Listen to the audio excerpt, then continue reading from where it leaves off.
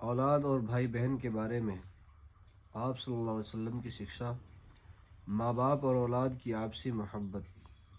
اولاد سے محبت ایک قدرتی اور پراکرتک بات ہے، یہ محبت ہمیشہ باقی رہتی ہے۔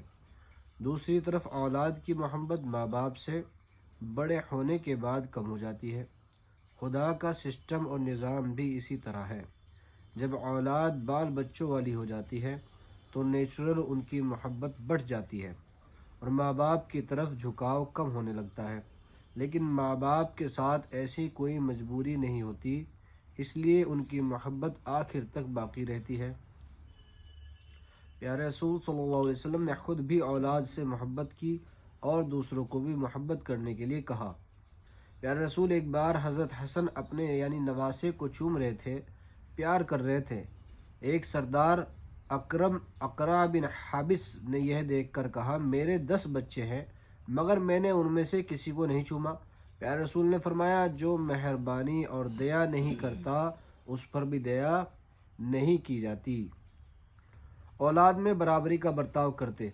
لوگ بیٹوں پر تو دل کھول کر خرچ کرتے ہیں کیونکہ لڑکے بڑے ہو کر کام آتے ہیں، اور لڑکیوں اور بہنوں پر خرچ کرنے سے بھی چراتے ہیں کیونکہ وہ دوسرے گھر چلی جاتی ہے۔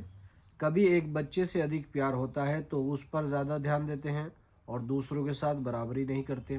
پیارے رسول نے اولاد کے بیچ برابری کا حکم دیا، چونکہ لڑکی لڑکے کے مقابلے میں کمزور ہوتی ہے، اس لیے اس کی طرف ادھک دھیان دینے کے لیے ابھارا ہے۔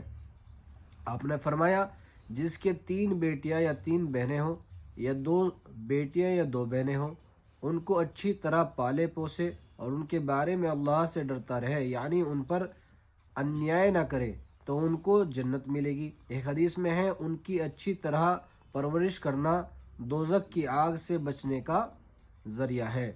حضرت نعمان فرماتے ہیں کہ میرے ابو نے میری امی کے کہنے پر مجھے کچھ تحفہ دیا تو میری امی نے میرے ابو سے پیارے رسول کو اس پر گواہ بنانے کے لیے کہا۔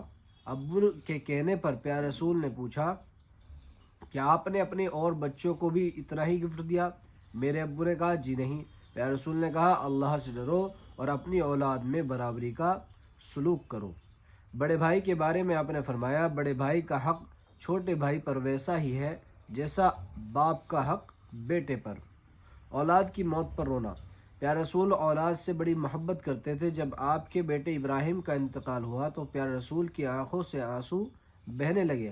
حضرت عبد الرحمن بن عوف نے کہا، اے اللہ کے رسول، آپ بھی روتے ہیں؟ آپ نے فرمایا، اے ابن عوف، یہ رحمت ہے۔ پھر اس کے بعد روئے اور فرمایا، آنکھ آنسو بہاتی ہے، دل غمگین ہے، پرنتو پھر بھی ہم وہی بات کہیں گے جس سے ہمارا رب خوش ہوتا ہے، اے ابراہیم، ہمیں تیری جدائی نے غمگین اور اداس کر دیا ہے۔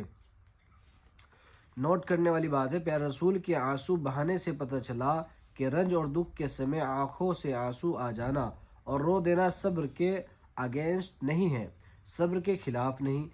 تو یہ بات کہ رونے میں شکوے شکایت کریں، بیان کر کے روئے اور چیخنا چلانا شروع کر دے، جیسا کہ بہت سی عورتوں کی عادت ہوتی ہے کہ روتی رہتی ہیں اور اللہ کی شکایت کرتی رہتی ہیں، جیسا کہ تو نے ابھی سے اسے کیوں مار دیا، بڑا انیائے کیا، کیا اس کے سوا کوئی اور نہیں ملا تھا؟ اس طرح کی باتیں عورتیں کرتی ہیں۔ تو اللہ تعالیٰ جو ہے ہم سب کو جو ہے اولاد کے ساتھ، بھائی بہنوں کے ساتھ، بیوی کے ساتھ، ماں باپ کے ساتھ، سب کے ساتھ جو ہے اچھا سلوک کرنے کی توفیق عطا فرمائے۔